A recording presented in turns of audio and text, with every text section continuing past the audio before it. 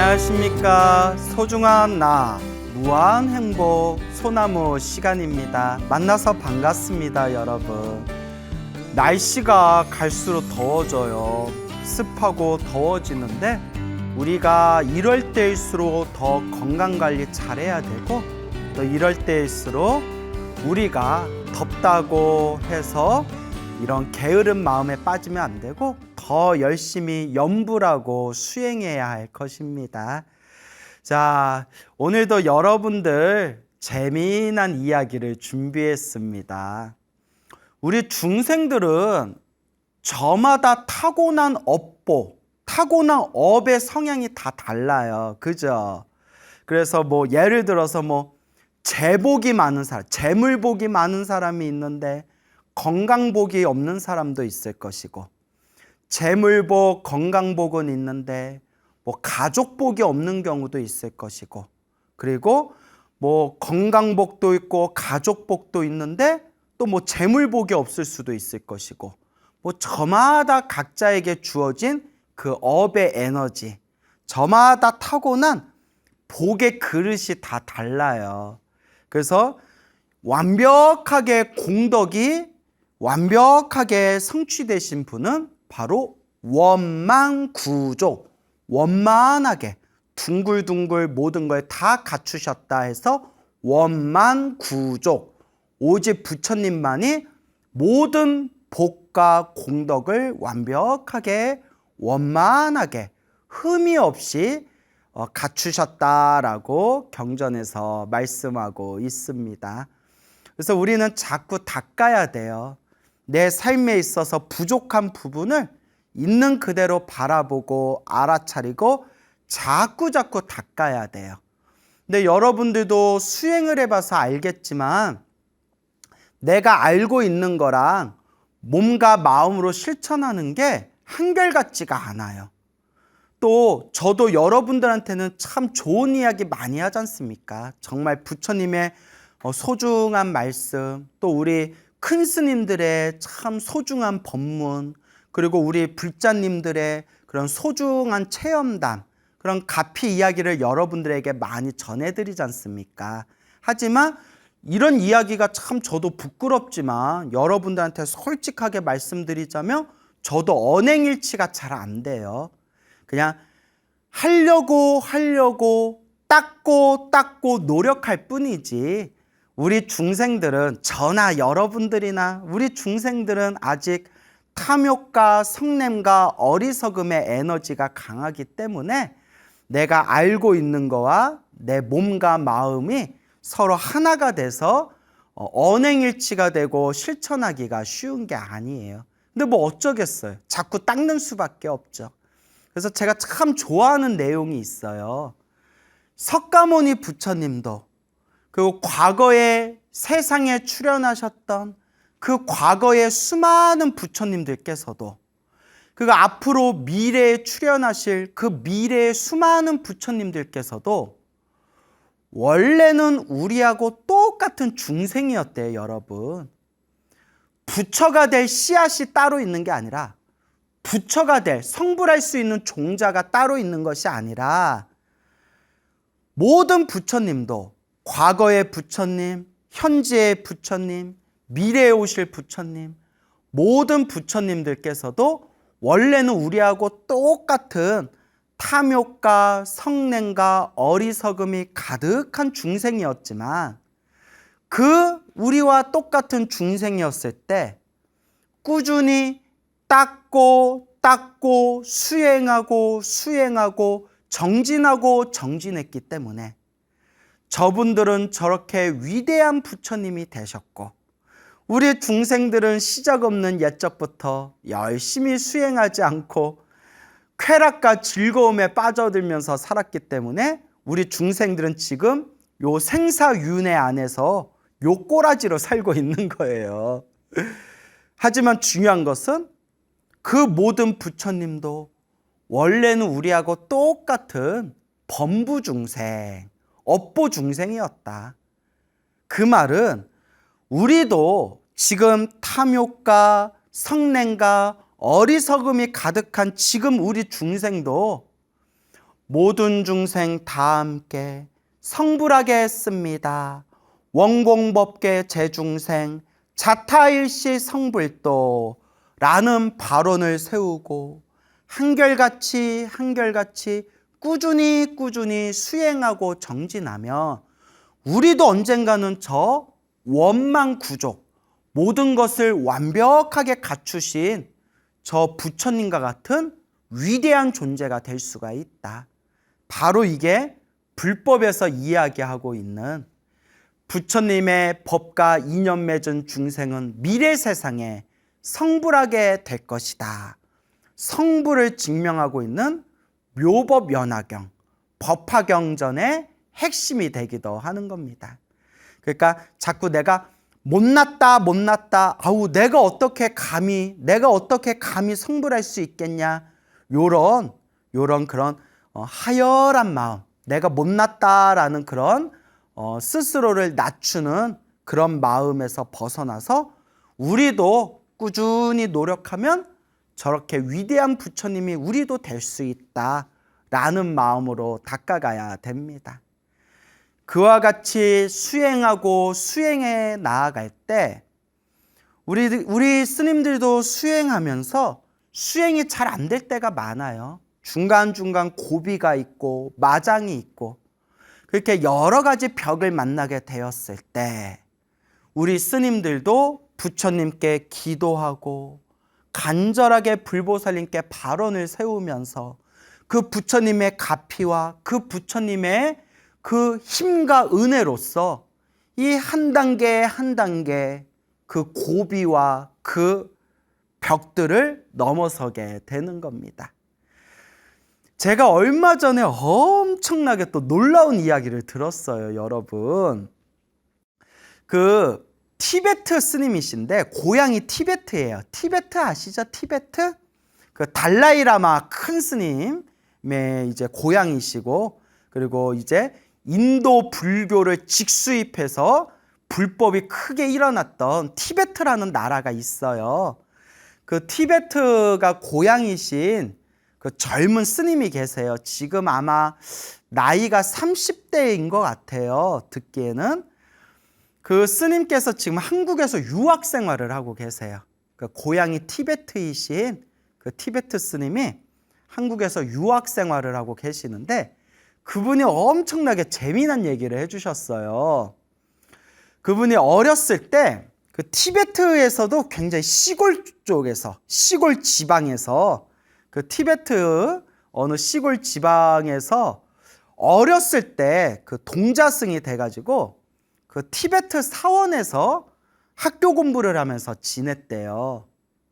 근데 그 티베트 사원에 그 아이들 가르치는 동자승들 가르치는 학교에 학생이 수십 명이 된대요. 수십 명. 뭐 시골 마을이니까 많지는 않겠죠. 수십 명의 이제 어린 학생들이 동자승들이 이렇게 공부를 하고 있는 티베트 그런 교육 사원이 있는데 이 스님이 어렸을 때부터 엄청나게 머리가 나빴대요. 예, 그 머리 좋은 사람도 있고 머리가 나쁜 사람도 있잖아요. 뭐 그러려니 해야죠.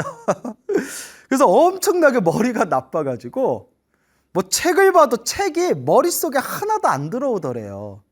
남 얘기 같지 않죠, 여러분? 책을 봐도 책이 머릿속에 안 들어오더랍니다.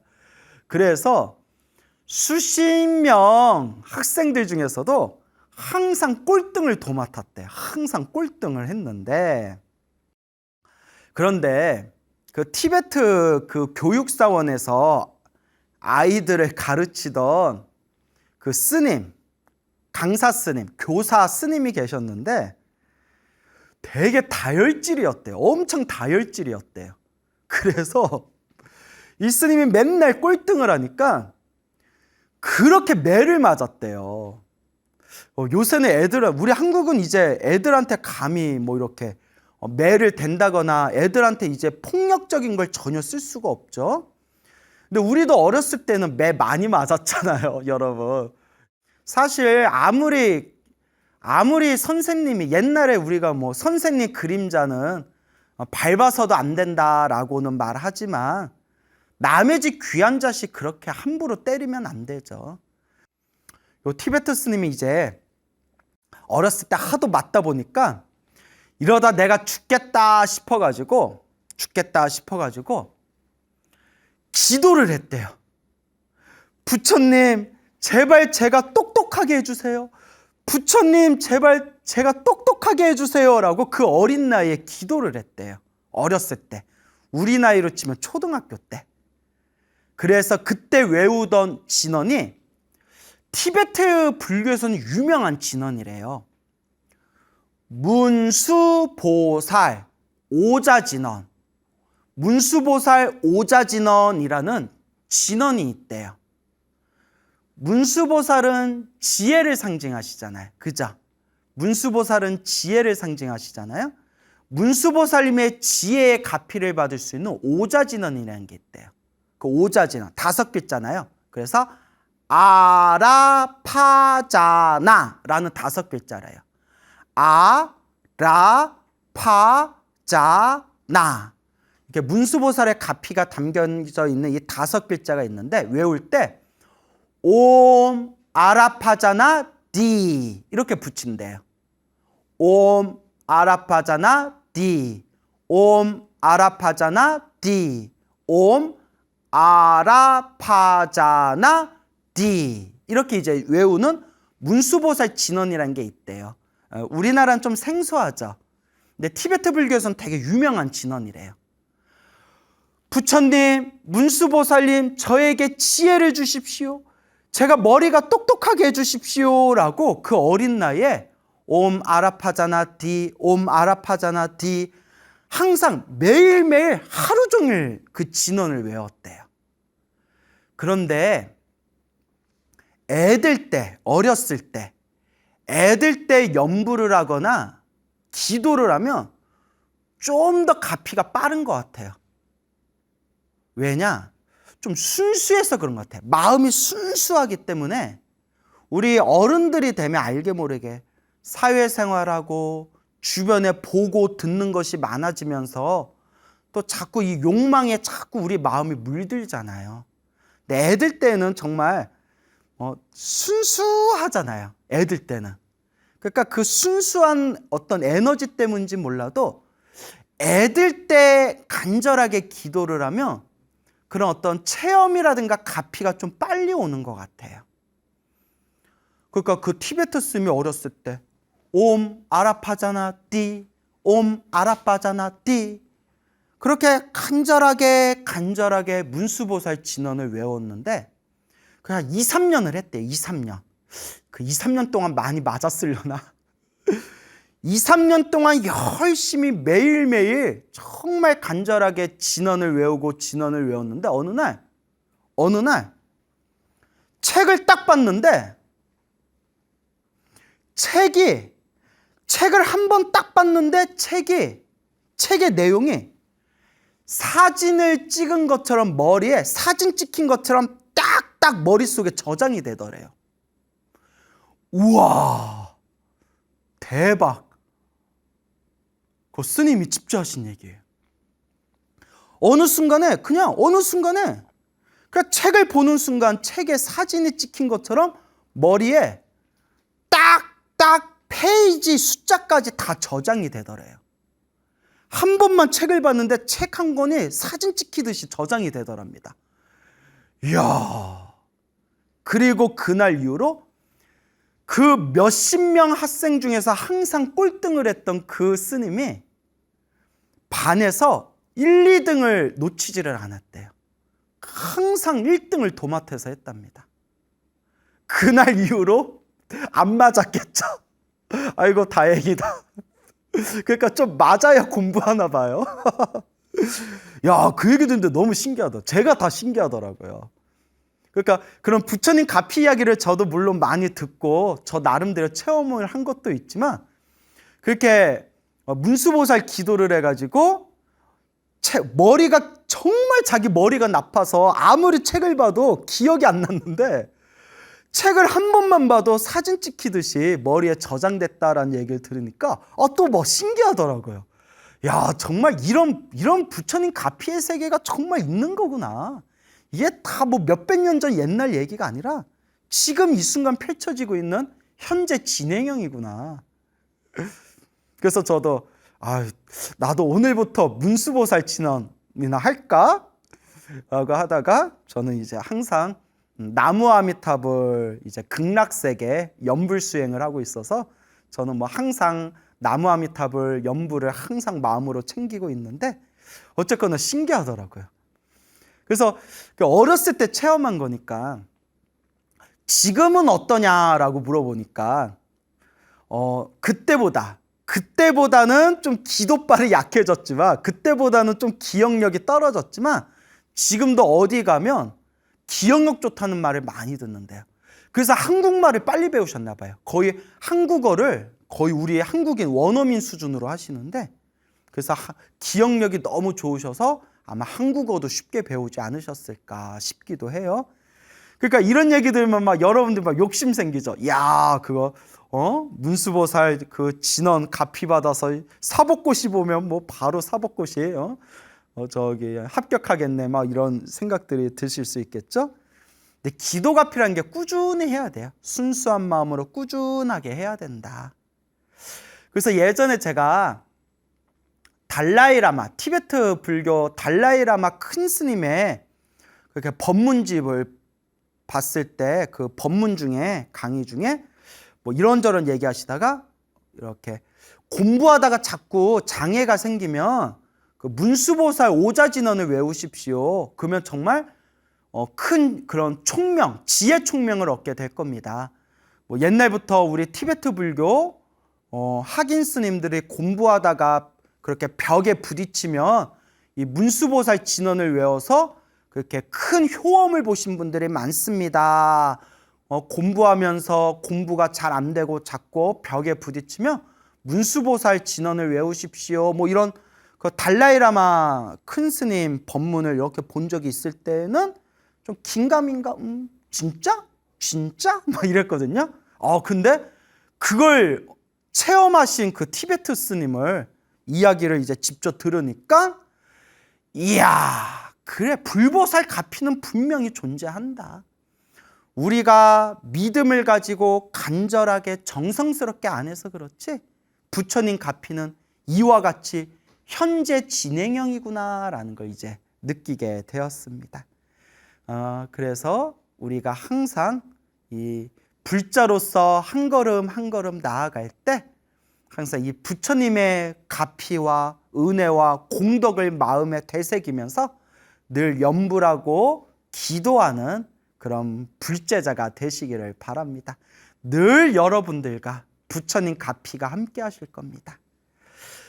그래서 이제 또 생각나는 이야기가 있는데 몇 년 전에 이렇게 세상을 떠나신 그런 중국의 큰 스님이 계셨어요. 저기 중국하고 대만에서 활동하셨던 큰 스님이 계셨는데 그 스님께서 젊어서 어린 나이에 출가해서 젊어서 어느 큰 사찰에 들어가서 경전 공부를 하셨대요. 이렇게 이제 경전 공부를 하는데 그 머리가 너무 우둔해가지고 이거 여러분 우리도 주변에 친구들 보면 머리가 귀신같이 머리가 좋아서 그냥 학교 시험 성적이 기가 막히게 좋은 애들이 있는가 하면 하루 종일 앉아가지고 교과서에 줄을 치고 줄을 쳐서 교과서가 걸레처럼 너덜너덜 해지다시피 해서 그 교과서에 구멍이 날 정도로 줄을 쳐면서 공부했던 친구인데도 항상 시험 성적이 빵점인 친구가 있었거든요. 갑자기 눈물 나려고 그런다. 예? 얼마나 안타까워요. 그렇게 하루 종일 공부에 투자를 했는데도 실제로 우리 주변에 보면 머리가 우둔한 친구들이 있어요. 불교에서는 그것도 전생의 업보라고 하는데 그래서 그 중국 불교 그 어른 스님, 큰 스님께서도 어린 나이에 출가해서 젊었을 때 큰 사찰에 들어가서 경전 공부를 하는데 머리에 들어오지를 않더래요. 너무 머리가 우둔해가지고.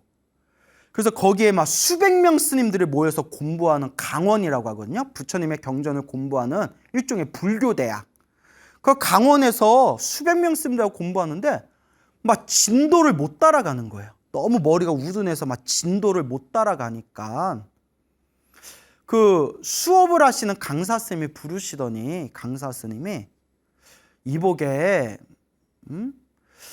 이렇게 수업 진도를 못 따라온다면 여기 있을 수가 없다. 차라리 다른 절에 가야 된다. 다른 절에 가. 여기는 공부하고 수업하고 경전 공부하는 데인데 같이 이렇게 공부하면서 수업을 따라올 수 없으니 여기와 인연이 아닐 수가 있다.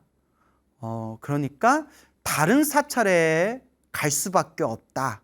강원에서 짐을 빼야 된다. 뭐 이렇게 얘기를 하더래요, 강사 스님이. 그러니까 막 눈물이 나는 거예요. 얼마나 서럽겠어요, 여러분. 막 눈물이 나면서 나는 왜 이렇게 머리가 나쁠까? 나는 왜 이렇게 머리가 나쁠까? 그래도 이제 절에서 공부하면서 어디서 얻어들은 내용들은 많을 거 아니에요? 내가 이렇게 머리가 우둔한 이유는 과거 전생에 업보가 두꺼워서 그렇다. 내 과거 전생의 업장이 두꺼워서 이렇게 내 머리가 우둔하고 부처님 경전 공부를 하더라도 이렇게 머릿속에 들어오지를 않는구나. 그래서 여러분 그 지장경이라고 있죠. 지장경에 봐도 그런 내용이 나오거든요. 부처님의 대승경전, 부처님의 가르침을 공부하는데 머리에 새겨지지도 않고 기억이 나지도 않고 자꾸 부처님의 가르침을 자꾸 잊어버리는 것은 전생의 업장이 두꺼워서 그렇다. 그래서 고기와 오신채를 다 끊고 지장보살님 앞에 그 깨끗한 물을 올려놓고 간절하게 지장보살 연부를 하고 기도하면서 그 물을 마시면서 오랫동안 그렇게 기도를 하면 지혜 총명이 열리게 될 것이다. 뭐 이런 내용이 지장경에 나오잖아요. 지장경 기도하신 분들은 다 아시잖아요. 그러니까 이 스님이 내 전생의 업이 참 두껍다 해서 이대로 물러설 수는 없다. 업장 소멸을 해야 되겠다. 그래서 그분은 어떤 기도를 하셨냐면 연비 기도를 하셨대요. 연비라고 알죠? 연비. 우리 수계식 때 팔에다가 이렇게 향 지지잖아요. 연비. 그래서 매일매일 법당에서 간절하게 눈물을 흘리면서 기도하면서 향으로 팔뚝을 지지는 연비 기도를 올리는 거예요. 그래서 지졌던데 또 지지고 또 지지고 그냥 팔을 계속 향으로 기도 한 번 할 때마다 향으로 팔을 한 번씩 지지는 거예요. 그래서 그렇게 향으로 팔을 지지면서 기도하고 연부를 할 때마다 내 업장이 소멸된다라는 그런 연비에 대한 그런 어떤 참의 기도법이 있는데, 근데 여러분 끝까지 들으세요. 절대 함부로 하시면 안 됩니다, 여러분. 또 제가 이런 얘기하면 나도 오늘부터 해볼까? 라고 할까봐 말씀드리는데 일단 아파요, 여러분. 일단 불향을 막 팔에다 생살에다 지지니까 일단 아프고, 문제는 함부로 하면 여기 막 흉터가 심하게 나요. 그냥 한 번 정도 탁 찍는 건 괜찮은데 그걸 막 몇 날 며칠 동안 지지다 보면 생살이 막 화상 자국 같은 게 남을 수도 있고, 괜히 이런 여름날 습한데 함부로 막 생살을 불로 지지다가 막 염증이 생겨가지고 그게 큰 병이 될 수도 있어요. 그러니까 여러분 이거는 옛날 어른 스님들도 함부로 하지 말라고 했어요. 알겠죠? 그러니까 함부로 따라하지 마세요. 저는 그냥 제가 들었던 그 큰 스님 가피 이야기를 그냥 전해드리는 거고, 만약 스님 얘기 들으니까 나도 업장이 두꺼운데 오늘부터 향으로 팔 지지는 연비기도 해야 되겠다 하신다면 저는 일단 하지 마시거나 하고 싶어도 그런 훌륭한 큰 스님 밑에서 지도받으면서 하십시오라고 권해드립니다. 절대 함부로 따라하지 마세요. 그런데 이 스님은 막 눈물을 흘리면서 그 향으로 막 팔을 지지는 연비기도를 올렸대요. 그렇게 몇 날, 며칠, 몇 달을 했대요. 독한 거예요. 우리는 한 며칠만 하더라도 막 그리고 저는 여러분들 눈치채셨겠지만 저는 아픈 거 싫어요. 저는 아픈 거 별로 안 좋아해요. 저는 춥고 배고프고 아픈 거 별로 안 좋아하는 사람이거든요.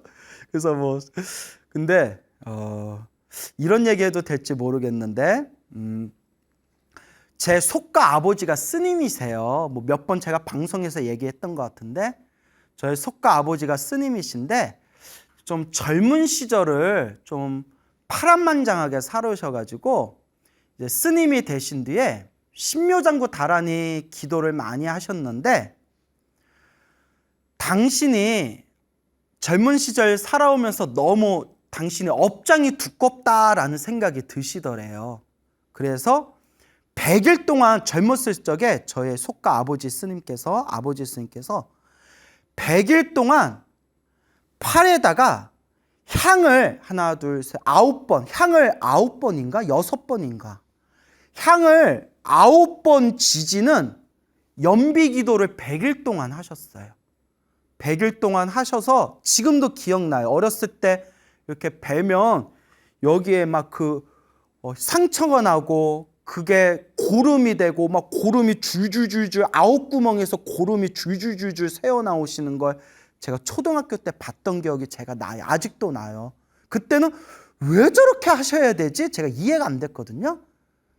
그렇게 100일 동안 향을 9번 지지는 100일 기도를 하시고 나서 정말 크게 업장이 소멸하시고 그렇게 큰 가피를 받으셨대요, 실제로. 그러면서 하시는 말씀이 너는 하지 말아라 하시더라고요. 그때 저희 아버지 있으면 야 하지 말아라. 야, 나는 너무 업이 두껍고 누가 가르쳐주는 사람이 없어서 그냥 나는 막 무대뽀를 했지만 야 너는 그렇게까지 할 필요는 없다. 그냥 기도 열심히 해라. 예, 그런 말씀을 하시더라고요. 갑자기 생각났어요. 그래서 그 중국의 큰 스님도 그 몇 달 동안 그렇게 향을 팔에 지지면서 염불 하면서 업장 소멸하는 연비 기도를 했는데 어느 날 기도를 마쳤는데 눈앞에 머리가 갑자기 맑고 깨끗한 그런 체험을 하면서 지혜 총명이 열린 거예요. 지혜 총명이 뻥 열린 거예요. 업장이 소멸하고 가피를 받은 거죠. 그리고 책을 보면 경전을 보면 옛날에는 아무리 봐도 막 외워지지도 않고 무슨 말인지도 몰랐는데 한 번만 보면 경전의 내용이 머릿속에 되새겨지면서 그게 무슨 뜻인지 다 이해가 되더래요. 심지어 아직 배운 적이 없는 내용까지 입에서 술술 나와가지고 스님들을 가르치던 강사 스님이 놀래서 입을 떡 하고 벌릴 정도로 그렇게 지혜 총명이 열리신 그런 중국 불교의 큰 스님이 계십니다. 그 내용을 보고 저도 참 부처님 가피가 묘하구나. 또 이런 생각이 들었습니다.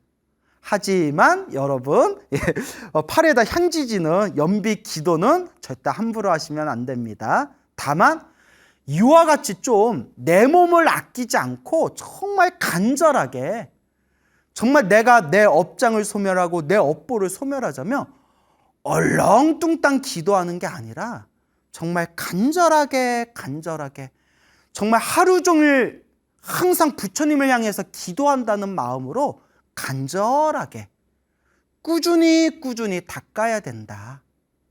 그래서 옛날부터 큰 스님들이 하시던 말씀이 신도들이 찾아와서 신도들이 막 울면서 스님 제가 이렇게 기도를 열심히 했는데도 왜 이렇게 자꾸 힘들고 괴로울까요? 왜 이렇게 힘들고 괴로울까요? 그럴 때마다 큰 스님들이 하시던 말씀이 눈에서 피눈물 몇 바가지는 쏟아야 된다. 지금까지 우리가 살아오면서 얼마나 머나먼 과거 정생부터 지금까지 얼마나 많은 사람들에게 우리가 상처를 주고 피해를 주지 않았겠냐. 그러니 내 눈에서 피눈물 몇 바가지 쏟을 마음으로 기도하고 선업을 짓고 공덕을 쌓아야 된다 라는 말씀을 하셨습니다. 내 업장을 소멸한다는 게 그렇게 쉬운 일이 아니에요, 여러분. 꾸준하게 부처님 법을 믿고 닦고 닦아 나가야 됩니다.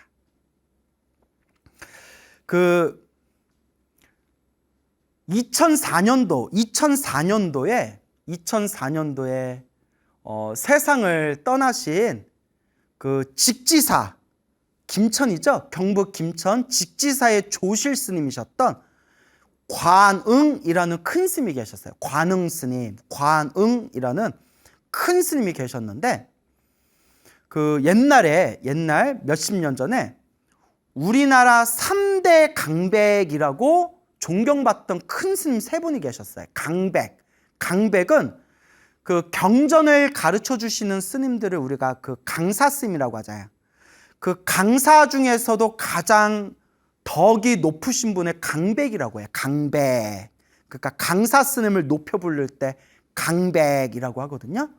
그래서 3대 강백 스님 하면 한글 대장경을 만드신 운어 큰 스님, 운어 스님.